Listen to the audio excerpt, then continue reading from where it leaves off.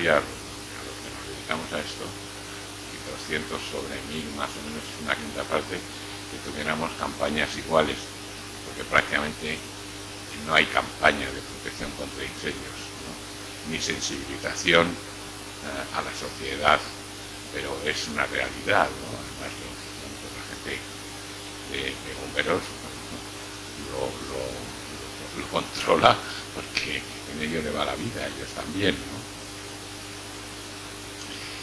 Y bueno, esta jornada se llama Trabajamos por la calidad y el progreso en la protección contra incendios, porque vamos a intentar comunicarles las últimas novedades en el sector. El sector de la protección contra incendios es muy amplio, existe desde la industria mecánica, la protección activa formada por la industria mecánica y lo que nosotros llamamos la industria electrónica, la detección. Luego están toda la protección pasiva, sobre todo, realmente está muy en boga, sobre todo por los últimos adelantos en materiales de construcción, y espero que sea satisfactorio para ustedes lo que les puedan contar en el día de hoy. Normalmente en este tipo de inauguraciones también digo las características principales que tiene la industria, la protección contra incendios, pero bueno, yo creo que hoy no hace falta que les diga, ya que seguro que ustedes las saben de sobra, ¿no? Así que, sin más, doy el paso a John Michelena, director general de SPREVEN, para que les comente los asuntos. Muchas gracias.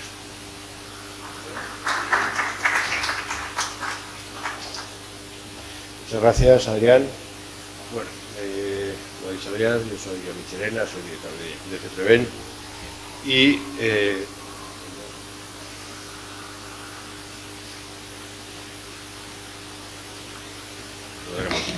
a las fechas. Bien, SPREVEN es una asociación, intersectorial que está formada por tres patas. Una serían las compañías de seguro, otros son los fabricantes e instaladores de sistemas de protección contra incendios, y la otra son los usuarios de la seguridad. SPREVEN es una asociación en que cualquiera que quiera fomentar la prevención, apoyar la prevención, pues puede asociarse sin ningún problema. Esta mañana estaba hablando con un antiguo director de seguridad del Banco Sabadell y me decía, pues no sabía yo que podía haberme hecho socio de SPREVEN. La pena, no voy a estar jubilado y no poder pillar al socio. Bien, yo voy a hablar sobre el especialista de la protección contra incendios, ¿vale? Van a ser unas reflexiones, realmente, sobre cosas que, bueno, supongo que vosotros todos sabéis, pero que, bueno, de vez en cuando conviene ponerlas en claro para tener una idea muy concreta de por qué son necesarios este tipo de especialistas. Bien, mi charla, pues les voy a contar qué es un especialista, qué no es, quién tiene que ser especialista, qué tiene que hacer el especialista, y luego, a modo de conclusiones, veremos qué debemos ver. Bien, vamos a empezar con qué es un especialista.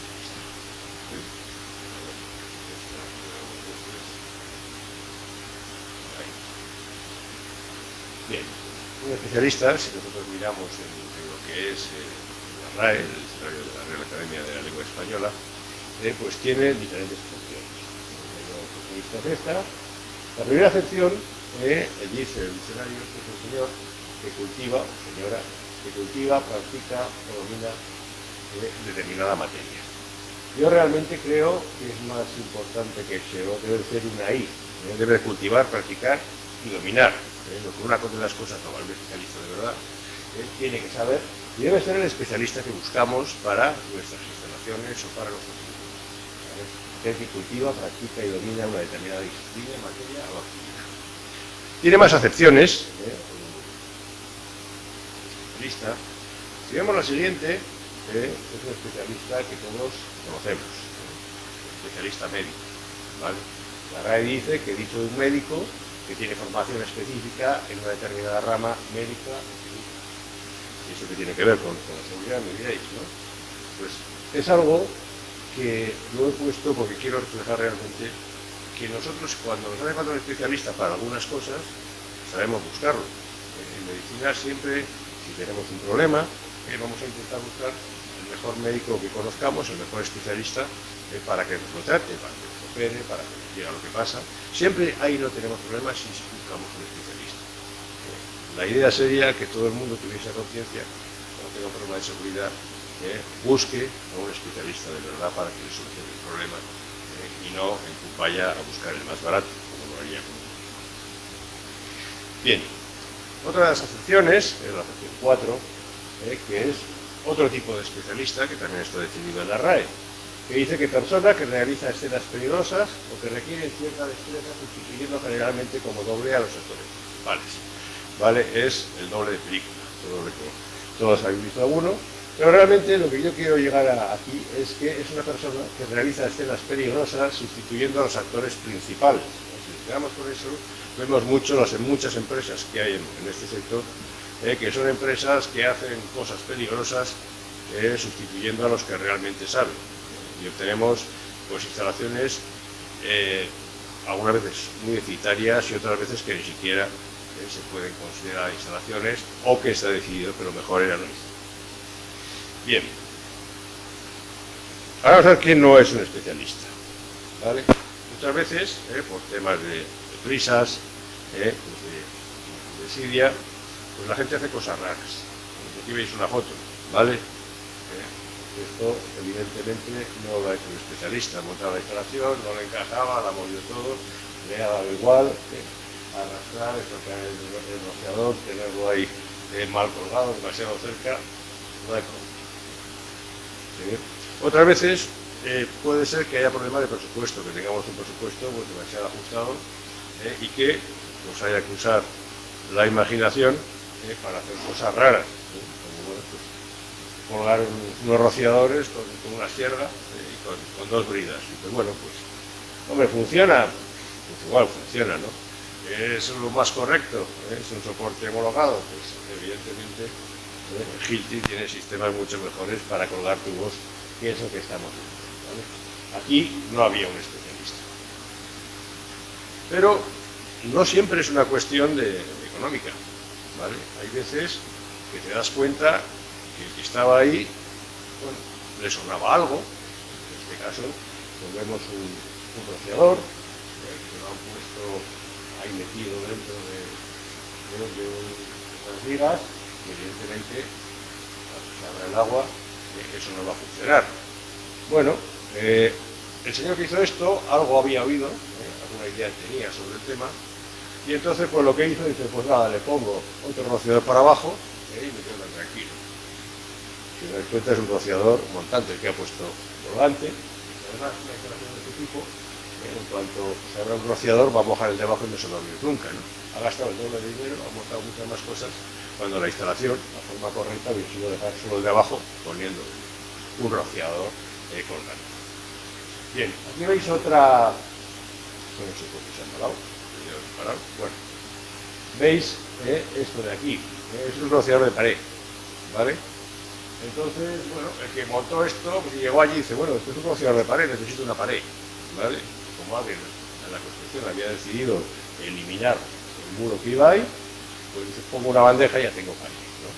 Evidentemente, esto es una auténtica barbaridad.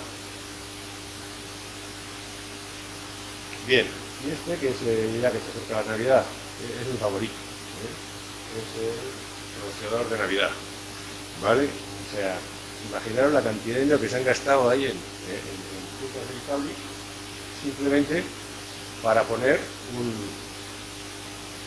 una especie de pino, que realmente con una vela desde abajo, como cualquier otra construcción mucho más económica, se podría haber hecho igual de bien, ¿vale? Por eso, en este caso, los especialistas también brindaban por su ausencia. Bien, otra pregunta, ¿quién tiene que ser especialista? ¿Vale?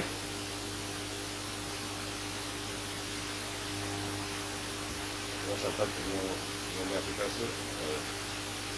Vamos a ver. Tenemos primero la dirección. Aquí en la empresa pues, tiene que ser especialista, sobre todo en dirigir, pero también tiene que tener la idea de qué es lo que tiene debajo, qué tipo de empresa quiere conseguir con esa empresa. O sea, si la dirección está para vender, para ganar dinero, y no tiene claro que tiene que hacer seguridad y luego ganar dinero, pues va a tener un problema. Después tenemos el siguiente escalón en la empresa, con los recursos humanos, la dirección técnica, compras.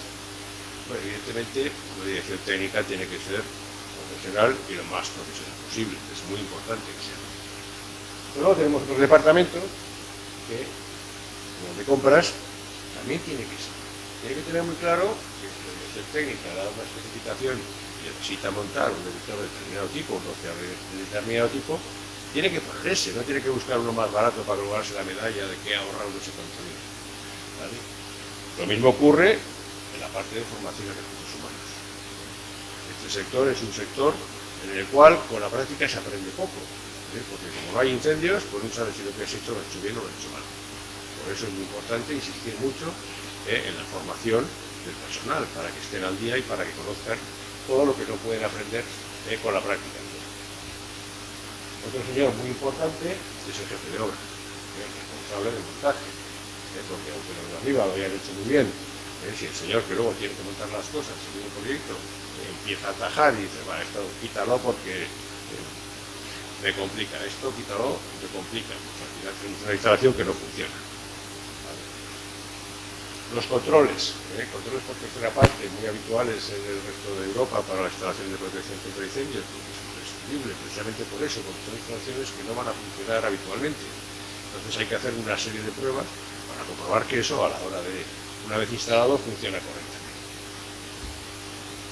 Luego tenemos los operarios, las posibles subcontratas, que son realmente los que van a montar las cosas. Si no tienen las cosas muy claras, si no son realmente profesionales en lo que están haciendo, esa instalación no va a ser correcta, va a tener defectos. Bien. Y luego, ya para ¿qué tiene que hacer? Realmente un especialista. Es bastante elemental. Por un lado, tiene que saber lo que tiene que hacer. Parece que es un poco tonto, pero hay que tenerlo muy claro. No todo el mundo sabe de todo. Como los médicos, no todos los especialistas saben de todo. Tienes que saber qué es lo que realmente tú sabes para poder hacerlo. Y si es lo que no sabes, pues lo tienes que derivar al que sabe. Nadie sabe de todo, ¿vale? Tienes que tener muy claro por qué hay que hacer las cosas, qué riesgo estás protegiendo, quieres conseguir con esa protección. No protección contra incendios. Tienes que saber quién tiene que hacerlo, qué operario es el que realmente sabe cómo se montan ese tipo de instalaciones. ¿Cuándo hay que hacerlo? Lo mismo. Tienes que tener una planificación muy buena para ir haciendo las cosas cuando hay que hacerlas, ni antes ni después. Saber cómo hay que hacerlo, evidentemente. Eso es muy importante, ¿vale? ¿Dónde hay que hacerlo? O sea, tú no le puedes poner a soldar dentro de una nave que está ya operando. Tienes que saber que en ese caso hay que utilizar otro tipo de herramientas. Muy importante, saber obtener los conocimientos. Si no los tienes tú, saber a quién preguntar para poder hacerlo, ¿vale?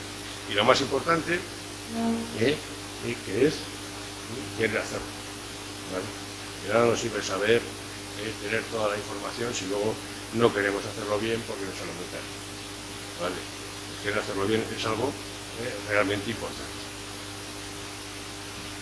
Bien, y a modo de conclusiones, para entrar un poco del tiempo que la espera. Realmente hay que saber qué tiene que mover un especialista. ¿Vale? Tiene que tenerlo muy claro. Por un lado, tenemos el conocimiento versus la improvisación. Si realmente quieres tener conocimiento, podrás tenerlo, podrás saber qué hacer y no llegar a un sitio y decir, a ver, ¿y cómo arreglo esto? Sin tener ni idea de por dónde empezar. Otra cosa es tener una voluntad para hacer las cosas, ¿vale? Sobre conocimiento. Pero cuando las cosas se hacen por voluntad y no se hacen por obligación, se hace mucho mejor. Por ejemplo, pues, vamos a hablar de seguridad, no es conocer la cuando vas a comprar un coche, no es pues mira que tu coche tenga 7 herbas. Pero si el vendedor te dice, mira, tienes 7 herbas, vas a ir mucho más seguro, pues probablemente los compres, convencido de que estás comprando algo. Cuando te dicen que por obligación tienes que comprar un coche con 7 herbas, ya te empiezas a decir, ¿por qué? Joder, cuesta una pasta, yo no quiero gastarme ese dinero, pues quiero una rueda bonita. Es una opción, pero cuando las cosas van por obligación es mucho más difícil que la gente las haga. Por eso el convencimiento es muy importante, porque luego tenemos por otro lado la imposición, que nos ponen cosas. En vez de convencernos, vamos a intentar salir del paso de la forma más sencilla, lo que llamo yo la seguridad del mercado del papel. Tenemos mucha legislación que dice que el señor tiene que tener esto, tiene que tener lo otro, y que no demuestra con un papel. Y al final lo que se está moviendo es papel. Que venden papeles, señores que compran papeles y les importa un pepino lo que es la seguridad, ¿vale? Y luego, pues, la profesionalidad frente al oportunismo. Un profesional tiene que ser profesional a las duras y a las duras. El oportunista es el que entra en el mercado porque piensa que en ese momento ha salido una ley con el primer RSCA y que hay que poner opciones. La mayoría de las naves, pues, mercado, pues, tengo mucho futuro, hago cualquier cosa, y cuando deja de haber mercado bueno, pues me salgo, ¿no? Entonces, pues realmente esta parte de aquí se consigue por la concienciación, por lo que intentamos hacer en el juego de grandes funciones, y es contar a la gente pues por qué hay que protegerse, por qué hay que protegerse, las ventajas están protegidas. Y esta otra parte de aquí es la que conseguimos con la legislación. Sacamos una ley y ya está, ahora que la cumpla, ¿vale? Sobre todo si no tenemos un control lo suficientemente eficiente, pues no vamos a conseguir conseguir los objetivos. La legislación pues nos va a generar el resultado del papel, para la seguridad, y vamos a tener pues todos esos criterios funcionando por el mercado que va a permitir o no va a permitir alcanzar la seguridad adecuada. Bien, por mi parte pues nada más. Pedido disculpas, he corrido mucho la presentación, se tenía que haber parado en muchos sitios, no sé por qué no se ha parado. Entonces, como veis, he ido un poquito más rápido de lo debido. Muchísimas gracias y pues ahora creo que habla Antonio, que no está. Bueno, no sé si queréis hacerme alguna pregunta. No he contado nada con el espíritu, simplemente pues examinar un poco las ideas para que tengáis claro qué es lo que es importante, recibir a un especialista, porque es muy importante, ¿vale?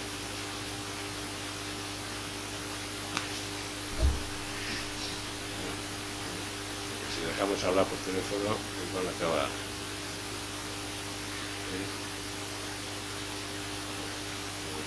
Si viene y si no, pues sí que. Vale, pues sí. Seguimos con Miguel.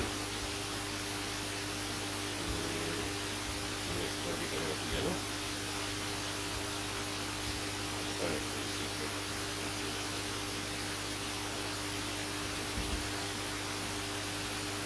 Esto no.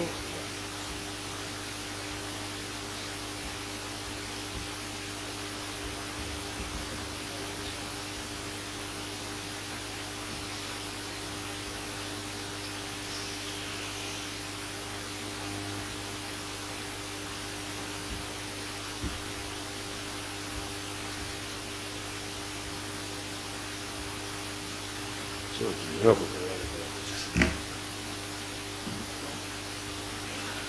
bueno, buenas tardes. Ante todo, gracias por participar.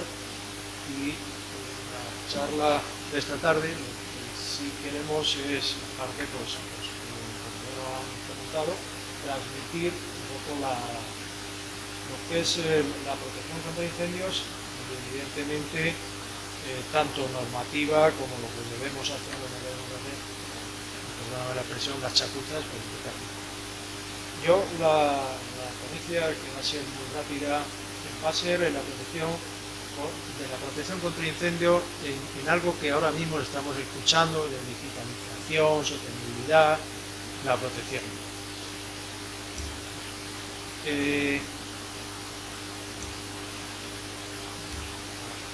El sector de seguridad contra incendios, como creo que si se dedican a ello es bien sabido, se rige por una normativa estricta, donde las empresas, técnicos y los usuarios debemos cumplirla. Normalmente no es del 100%, pero debemos cumplirla. Sin embargo, no hay una legislación y una norma aplicable, una normativa aplicable a las posibilidades que supone la digitalización, la sostenibilidad y la formación. Te explico.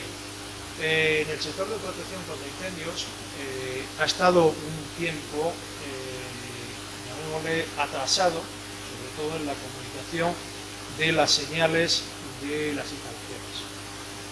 En el sentido de los módulos de comunicación, la señal que hemos recibido de las instalaciones la hemos recibido a través de una CRA, una central receptora de alarma, y lo que se ha ido conectando ha sido a través de la central de intrusión.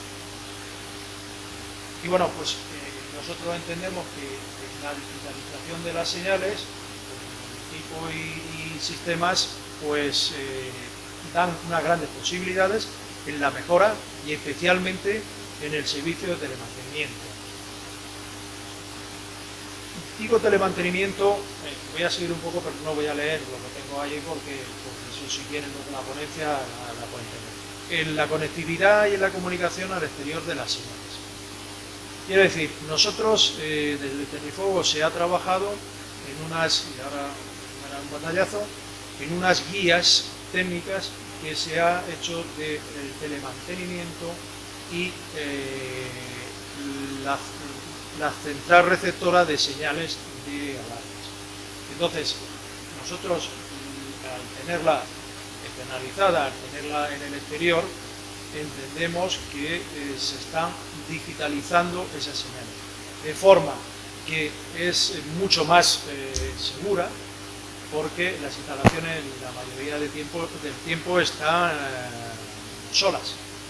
Una instalación contra incendios, cuando nos marchamos en oficinas o en fábricas, a partir de la hora de que se marcha hasta que se vuelve a entrar a trabajar, normalmente pues están solas, no hay vigilancia y entonces si hay una alarma, pues no la podemos enviar a una tercera parte para que esa tercera parte pueda llamar o pueda actuar a los medios de intervención.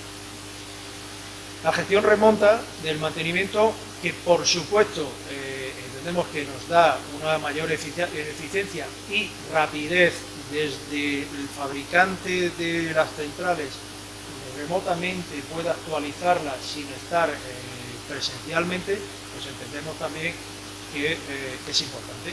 Es importante esa actualización, pues como estamos haciendo los programas informáticos que hoy en día se hace remotamente. Entonces, no era como actualmente estamos haciendo, que se va, que no va, que lo mantiene, entendemos que remotamente la podemos hacer. Estos son los documentos técnicos que hemos preparado en Tecnifuegos, que son interesantes. Si quieren se lo pueden descargar entrando en la página web de Tecnifuegos, en donde es www.tecnifuego.org, y pueden descargar unos documentos técnicos donde además hace referencia a las normas aplicables, tanto la norma SUNE como la norma europea en el sentido de centrales receptoras. ¿Qué es la sostenibilidad? En donde tanto actualmente estamos escuchando la sostenibilidad en empresas. Bueno, pues en la protección contra incendios también tenemos que tener en cuenta la sostenibilidad. La sostenibilidad en el medio ambiente es, bueno, ya en la protección contra incendios las empresas realizamos un esfuerzo importante en los procesos productivos mediante recursos naturales y la disminución de residuos. Es una inversión importante. Tecnifuegos, pues de hecho participa en los principales grupos, bueno, las normas europeas y españolas y en asociaciones europeas, en donde se hace también el tema de normas y normas de Yo, el hablar de sostenibilidad es una cosa importante, porque es apostar la protección contra incendios en un futuro ya. Yo siempre digo que si está bien redirigido la instalación y el mantenimiento de esa instalación de protección contra incendios, ahorraremos viajes de los departamentos técnicos de las empresas contratadas o subcontratadas que tenemos de mantenimiento, y ahorraremos tiempo, viajes, por lo que conlleva eso, en el sentido de bueno, pues al medio ambiente, la cantidad de CO2 que estamos echando. ¿Por qué? Porque sabemos que en una señal, en una central de incendios, pues a quien no le ha pasado que nada, pues ha llamado porque da la central de incendios, da una señal, la empresa que está propietaria de esa instalación no sabe cuál es, por qué suena ese pitido, o bien desconecta, o bien llama a la empresa de mantenimiento. Lo normal que hace es desconectar y llamar luego a la empresa de mantenimiento para que vaya a ver qué es ese señal que le está dando el aviso. Si nosotros tenemos comunicada al exterior esa instalación, pues evidentemente desde fuera podremos saber y comunicarle cuál es la señal o de qué es el punto. Nunca desde una central receptora de incendios, de diferenciales de la central receptora de alarmas, se podrá ni conectar ni desconectar ninguna instalación, ni desconectar las alarmas. Eso tenemos que tenerlo y dejarlo muy claro, muy claro. Importantísimo es la cualificación del personal que tenga o reciba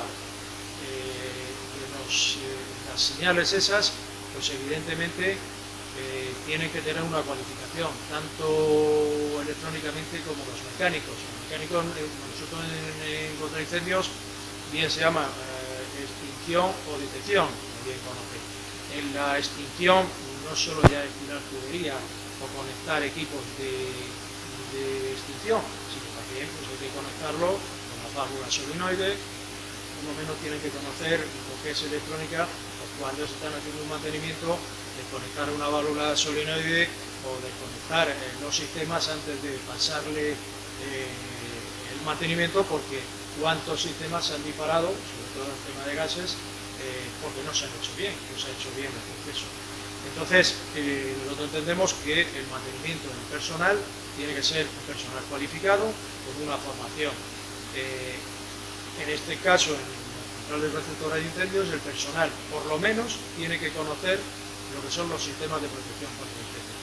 Y las empresas debemos hacer una formación a través del centro, pues como es el caso de CEPREVEN, donde se han formado, tenemos una empresa, ha formado a sus operadores en lo que es a su operador lo que es una señal de incendio, lo que es una señal de una zona, de un punto a punto, bueno, pues una serie de formación o explicaciones que deben tener antes de la intervención. Y por último, pues bueno, estamos desde Tenifuego y como apostamos por la formación del futuro, pues hicimos junto con CEPREVEN, preparamos a INCUAL es el Instituto Nacional de Cualificación del Ministerio de Educación y Formación Profesional. Preparamos una documentación para sacar o hacer una elaboración, crear una elaboración de los grados de protección activa contra incendios, quiere decir, de tener los profesionales y tener formación en protección contra incendios. Y además que tengan, sirva como formación profesional y tenga un rango académico que sea de formación profesional.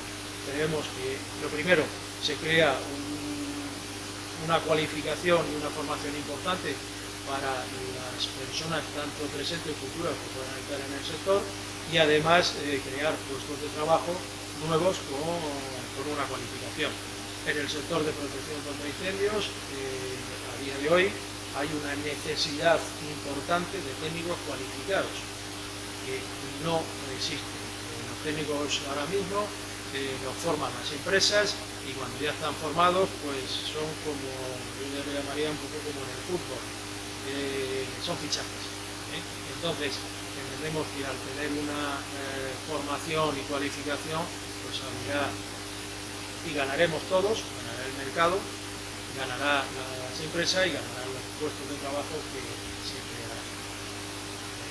Y de hecho, ahora estamos en un tema que es empezado, vamos, en un instituto que es el piloto que estamos haciendo, el Instituto de Educación Especial de Pacífico de Madrid, para los cursos de electrónica, que es un curso de grado medio y grado superior de electrónica, meter una parte de protección contra incendios. De hecho, lo he puesto aquí, ayer estuvimos con el Ministerio de Formación Profesional, Educación Profesional, para ver si antes de que ese ciclo que he comentado anterior vincual es lento, pueda salir y a lo mejor estará en un par de años, pues si en un año podemos crear una certificado de profesionalidad que se dividirá en 3 partes, que será instalación y mantenimiento, y que además pueda servir también como académico y de formación profesional. Creo que es importante y en el sector se agradecerá. Creo que hemos resumido. Y las conclusiones pues son muy sencillas. En definitiva, el futuro es la competitividad, basada en la tecnología, conectividad y digitalización de los sistemas, la cualificación de los profesionales y la sostenibilidad en los procesos. En este escenario es fundamental que los usuarios de sistemas de PCI estén informados y valoren las vías que se abren en la protección contra incendios, así como la especialización a la hora de seleccionar a su proveedor de protección contra incendios y se comprometa en ir más allá de los resultados. Aquí hay unas empresas, normalmente son empresas grandes o empresas multinacionales que instalaciones, pues algunas veces dicen no, yo no quiero solo lo que el reglamento de instalaciones industriales indica, sino que quiero proteger realmente, hacer una instalación que sea efectiva en el caso que tenga incendio. Que esto viene a colación a lo que me ha comentado John del especialista. Quiere decir, lo normal es que voy a instalar porque me lo exige la norma, pero si no me lo exige la norma, entonces hago una instalación que lo hago yo el diseño. Quiere decir, si yo no es obligado montar en una sala detección, pues me pones un detector y ya está. Si no está obligado, no lo monte, pero si lo monta, debe cumplir la legislación que hay. Y en este sentido es la parte que nosotros tenemos como competitividad, conectividad y digitalización. Y por supuesto, repito, la formación. En esto creo que en el futuro, y no pasará mucho tiempo, las instalaciones de protección contra incendios estarán conectadas en el exterior, o habrá más control, también mucho más control que en los mantenimientos, y eso es una hándicap importante, porque al tener conectado con una central receptora de incendio en el exterior de esa instalación, todas las deficiencias que pueda tener la instalación lo va a transmitir al exterior, y en el exterior lo van a recibir y van a llamar bien a la propiedad o bien a la empresa. Y eso pues es un hándicap que las empresas del sector tienen que, perdón por la expresión, ponerse las pilas para que serán más efectivas, pueden ser más efectivas, porque eso va a tener un chivato en el exterior. Y con esto pues era dar 5 pantallazos, tener un principio de lo que queremos en el futuro, que esté en un futuro que es inmediato, porque el futuro de sostenibilidad y digitalización es ya, lo estaremos escuchando prácticamente en todos los sectores. Yo el otro día estuve en una charla que hubo en el UIBA, el Banco de Vizcaya, Madrid, también el presidente del gobierno y se hablaba de la sostenibilidad. Y en una de las ponencias había representación de 4 grandes empresas, una hotelera, otra de fabricación de ropa, otro de bebidas, bueno, multinacionales, incluso españolas multinacionales, en donde decían que la selección que estaban haciendo, era las empresas que subcontrataban tuviesen un ciclo o tuvieran un procedimiento de sostenibilidad y trabajarán para el futuro y evitar gases al exterior, viajes innecesarios y además tener controlado todo lo que eran todos los sistemas, no solo de incendios, sino en general. Y eso es una certificación que hoy en día pues está cada vez pidiendo o haciendo más. Y bueno, pues desde Mi Fuego lo que estamos intentando hacer, y bueno, pues igual que lo CPB, igual que con otras asociaciones, pero bueno, desde Mi Fuego, lo patronal del sector de contra incendios, estamos intentando hacer, apostar por el futuro, y el futuro está entre todo, tanto en el usuario como en el instalador. Y nada más. Gracias. Ahora vendrá Miguel Rivera de CPB.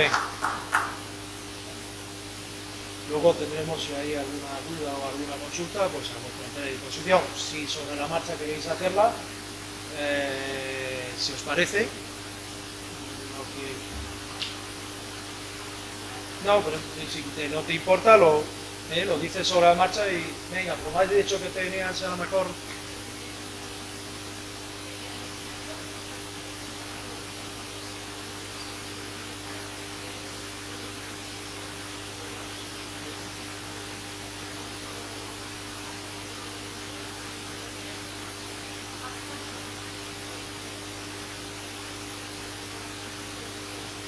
Bueno, en España la directiva está, y lo digo un poco por conocimiento de la charla esa que yo estuve, o de la conferencia que hubo en el WW, que salió en televisión, bueno, se va aplicando de aquella manera, se va metiendo a martillazos, y además con un coste económico importante, porque eso hay que pagar, y el coste económico es cuando tenemos con el tema de los vehículos, con todo lo que conlleva. Yo creo que en esto no deberíamos, es una opinión, no deberíamos perder el rumbo. 2030 me parece que es un tiempo muy justo. El coste económico que está teniendo el país, estamos teniendo las personas, los ciudadanos, es enorme para poder llegar a esa sostenibilidad. Yo creo que deberíamos darle más largo, a ver un tiempo de esa sostenibilidad, pero sobre todo es la mentalización. Pero la mentalización no puede ser a base de dinero. Entonces, a mí me parece muy bien que el Ministerio de Transición Ecológica, pero eso con dinero. Y España somos de los últimos que empezamos y los que luego exigimos más, cuando el resto de países no está pasando. Yo creo que se está haciendo muy rápido y no muy coherente, tanto con tiempo como con. Y a nivel de contraincendios, pues evidentemente ya los equipos o gases o productos van siendo mucho más ecológicos, evidentemente, con menos daño a la atmósfera, y además hay una cosa, las tasas de los gases que ya están instalados. Tasas que se están pagando, ha llegado, no me equivoco, la última estaba a 90 euros kilo de producto de un FM200 o un F13 o bueno,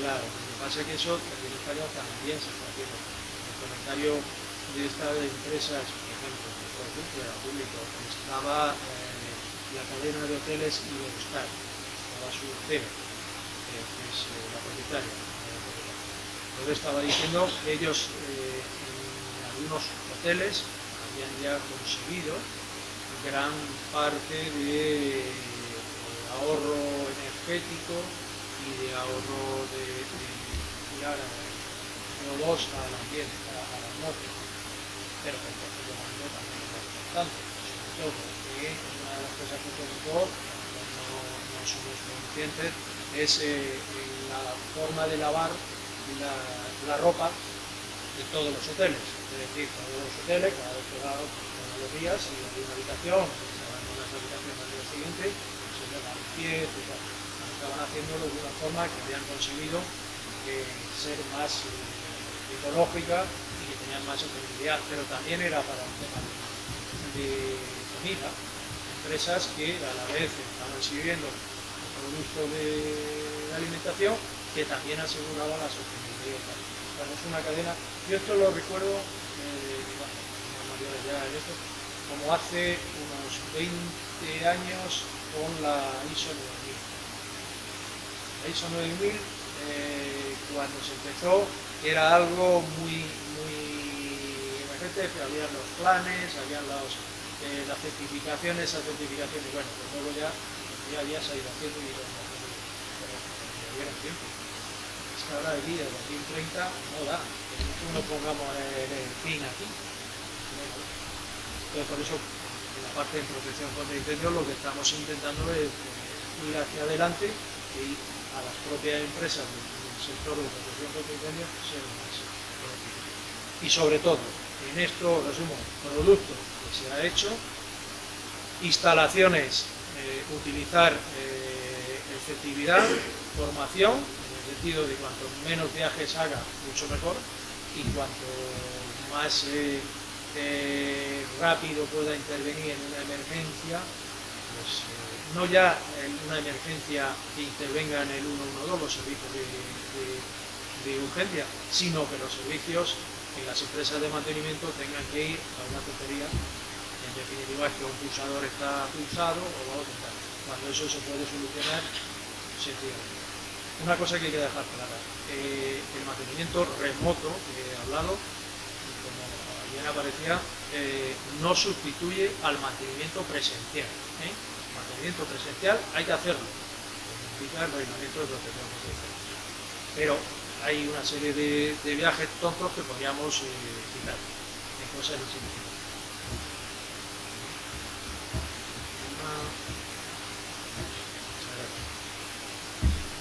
Miguel, cuando lo que sea.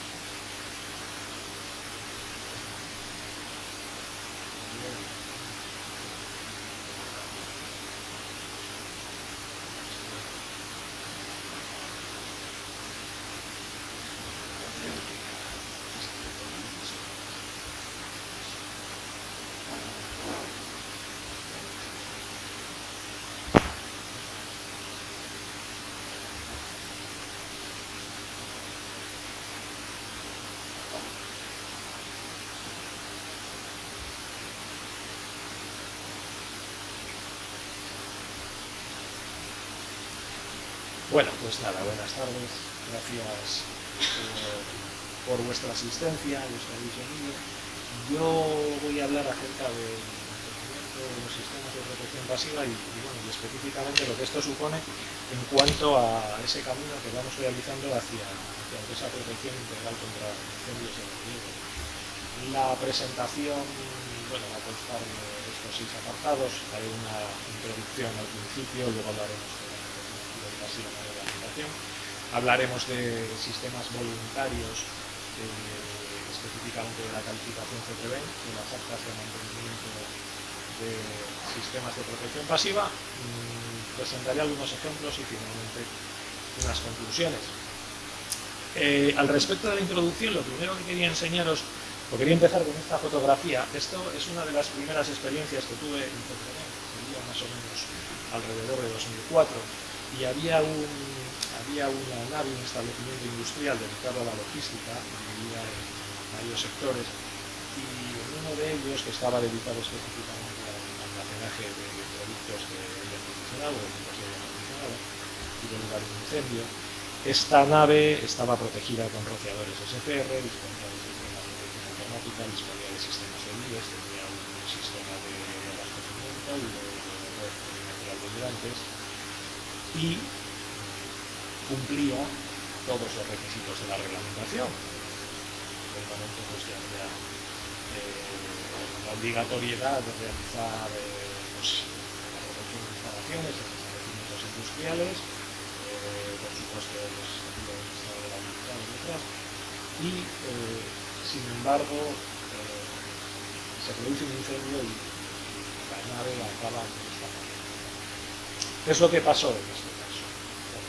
Bueno, pues pueden fallar muchas cosas en las instalaciones de PCI, fallan muchas veces menos de las que deberían en función de lo que vemos por ahí, pero uno de los grandes causas de fallo de las instalaciones se encuentra justamente en los abastecimientos de agua y en los mantenimientos y en el cuidado que se dan los abastecimientos de agua, que no dejan de ser más que el corazón de las instalaciones de protección. Y en este caso, lo que había pasado es que teníamos una bomba diésel, una motobomba diésel que estaba fuera de servicio, en la refrigeración, teníamos una bomba eléctrica que por algún motivo alguien había dejado en la posición de cero, es decir, en la posición de apagada, y teníamos una bomba jockey que la pobre hizo lo que quiera y evidentemente pues no fue suficiente. El fuego se fue de madre, la nave se quemó, pero donde quería llegar con todo esto es que, ya digo que formaba parte de un conjunto de sectores dentro de la misma nave y la nave de al lado, entre la acción de esa sectorización y la acción de los bomberos, pues consiguió salvar. Y solo uno de los sectores de este establecimiento industrial pues acabó, como se muestra aquí. En definitiva, lo que podemos ver, y lo vemos en la reglamentación, y lo vemos en nuestro ejercicio profesional, es que al final hay pues una compensación entre las instalaciones de activa y de pasiva, que son dos caras de la misma moneda y que ambas tienen un papel fundamental en la protección contra incendios. Tienen que ir de la mano y hay que buscar ese equilibrio. Y de hecho vamos a ver en las instalaciones de protección contra incendios que de hecho estos reglamentos prescriben tanto cuestiones relativas a la protección pasiva como cuestiones relativas a la protección. Tenemos por un lado el Código Técnico de la Edificación, que es un reglamento dotacional, es decir, nos va a decir qué es lo que tenemos que poner en general en edificios no industriales. Tiene una parte, tiene 6 documentos básicos, documento básico de propagación interior, propagación exterior, evacuación de equipantes, intervención de bomberos, por supuesto instalaciones de PCI y resistencia.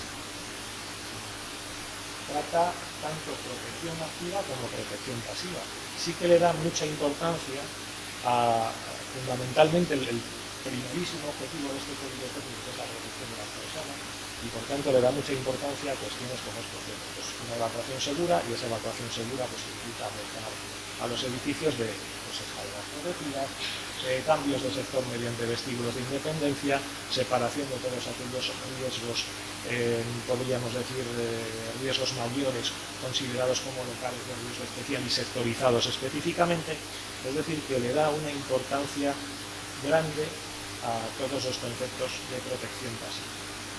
Y también vemos ese concepto de complementariedad con la activa. Por ejemplo, nos permite ampliar los recorridos de evacuación, las longitudes de evacuación, si dotamos al sector de incendios de una instalación de rociadores no requeridos. Entonces, pues bueno, vemos ahí esa complementariedad, ese equilibrio.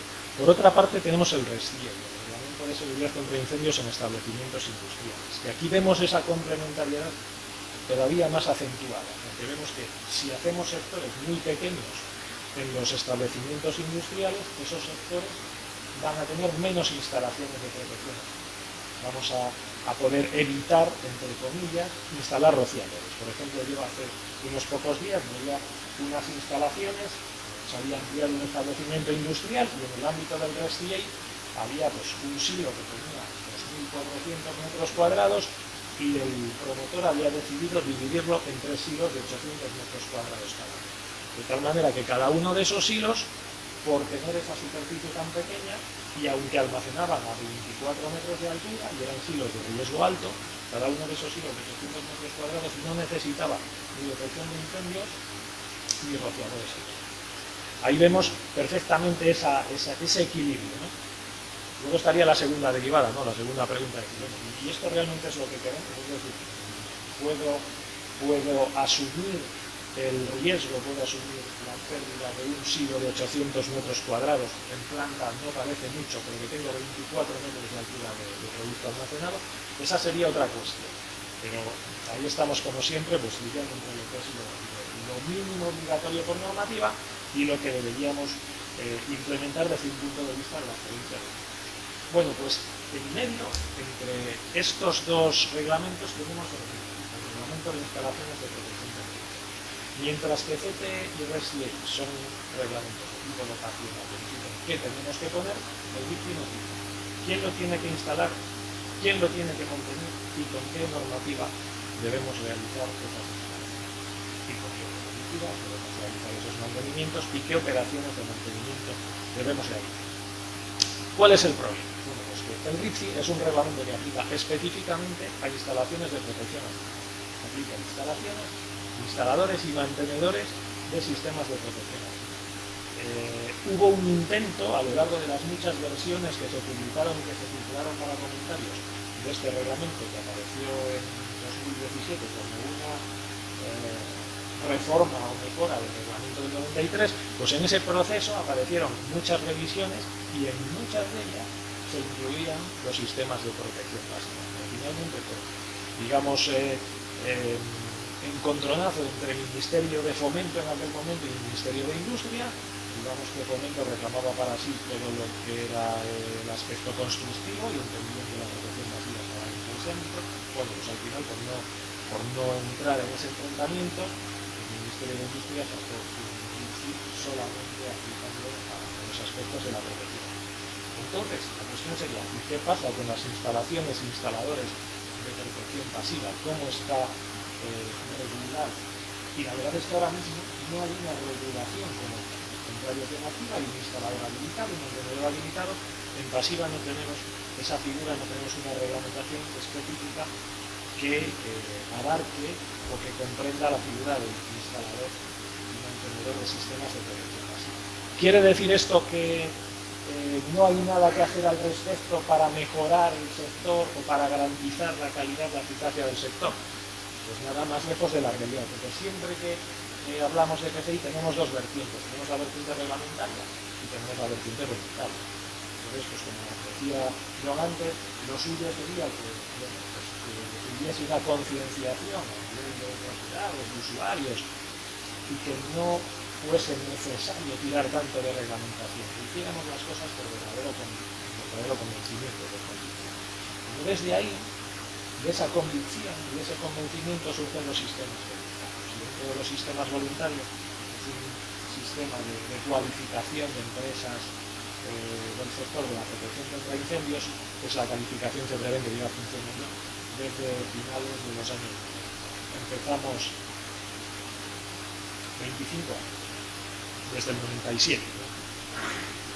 Bueno, empezamos con empresas instaladoras de sistemas de protección activa, ahora tenemos más de 40 empresas en el ámbito de las instaladoras de activa, luego la ampliamos hacia las empresas de ingeniería de proyectos de protección contra incendios, acabamos de integrar también a las mantenedoras de protección activa y hace ya, pues desde 2017 creo, empezamos con la calificación de empresas instaladoras y mantenedoras de protección pasiva. Actualmente tenemos 6 empresas en este ámbito. ¿Qué es lo que hacemos? Pues lo que hacemos es evaluar el conocimiento técnico, el saber hacer de estas empresas en distintos ámbitos. Hemos establecido 3 ámbitos principales y esos ámbitos, pues, el ámbito mayoritario, podríamos decir, que serían empresas que realizan, practican soluciones de limitación a la propagación, que puede ser pues, desde levantar un tabique sectorizador hasta pues, el sellado de penetraciones o protección de conductos. Tenemos otro ámbito que sería la implantación de sistemas y soluciones de mejora de reacción al fuego, y un tercer ámbito que sería la protección de seguridad. Entonces estas empresas las tenemos distribuidas en una o varias de estas áreas. ¿En qué consiste el sistema? Pues básicamente estas empresas voluntariamente presentan un expediente, presentan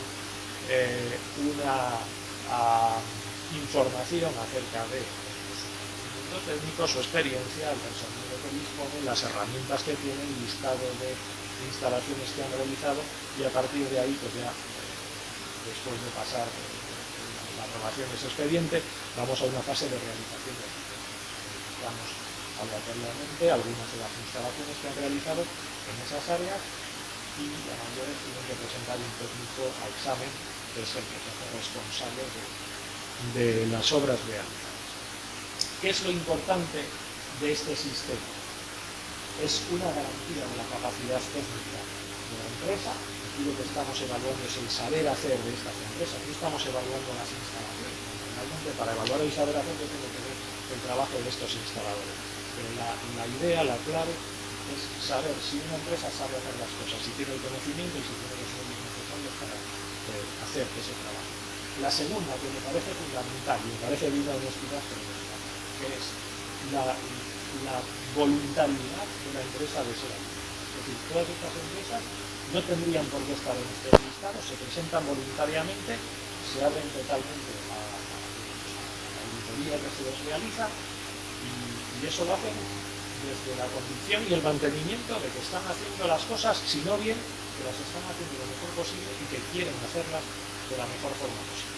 Y luego, pues una gran ventaja para estas empresas calificadas y para el sector en general es que les permite demostrar ante sus clientes, bueno, pues que ellos saben hacer las cosas.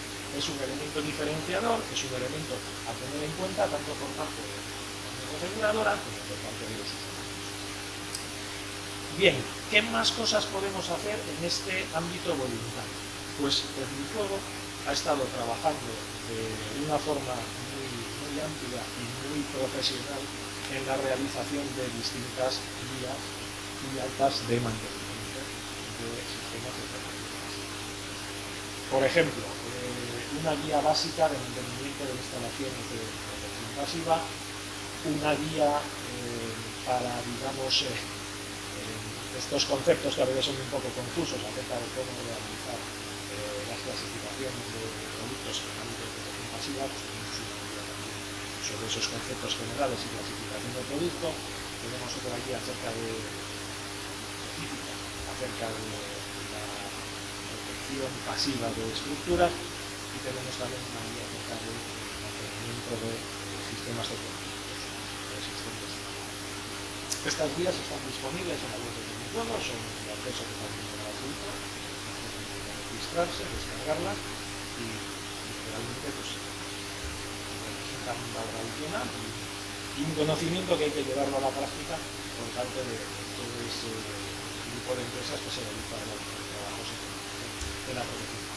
Y recientemente se han publicado unas actas de mantenimiento en el ámbito de la protección. Estas actas vienen a complementar un trabajo muy bueno que ya se hizo hace algunos años en el ámbito de la protección activa. Se sacaron actas detalladas que complementan perfectamente el objetivo del ICI en relación a los sistemas de protección activa, y recientemente, como digo, pues esas actas se han complementado con actas de mantenimiento para sistemas de protección pasiva. ¿En qué ámbitos? Pues en los mismos tres ámbitos que veíamos antes en la calificación de empresas instaladoras de estos sistemas. Un ámbito de la protección estructural, entonces aquí vamos a encontrar distintas pistas, distintas tablas con operaciones de mantenimiento y sus periodicidades correspondientes, por ejemplo, pues para la aplicación de protección estructural de placas o mediante paneles de lava mineral, por ejemplo, para la protección con pinturas. Para la protección con pinturas son también unas pautas de cómo realizar de una forma efectiva y de una forma práctica la cuestión de la medición de espesor y cómo evaluar el pasa o no pasa, porque ya sabemos que al final, cuando hablamos de recubrimientos, afinar perfectamente al espesor deseado es complicado. Entonces, pues unas pautas acerca de cómo realizar las mediciones y establecer pues unos criterios de aceptación, un 80% de los denominados. Tenemos también en el ámbito de la protección estructural actas específicas cuando se trata de una protección con morteros. Hay que tener en cuenta que Cuando hablamos del mantenimiento de los sistemas de protección pasiva, una parte muy importante siempre es la inspección visual. Estos sistemas están sometidos al deterioro del día a día, ¿no? Incluso aunque seas cuidadoso, es muy normal que este tipo de sistemas pues, puedas encontrar algún desconchón en la protección que surge al cabo del tiempo, bien por el golpe de la maquinaria, bien pues, el motivo que sea. Entonces, una parte muy importante de todos estos listados que vamos a ir encontrando, aquí tenéis pues, un pantallazo, tenemos en la primera columna la periodicidad, la otra semestral, el concepto que tenemos que evaluar. Bien, en el ámbito de los sistemas de sectorización, es un ámbito que tiene un alcance vital, que engloba tanto los cerramientos móviles como el movimiento de los cerramientos fijos. En particular, por ejemplo, las puertas. Las puertas es uno de los elementos más habituales, son un elemento sectorizador y sin embargo también es uno de los elementos que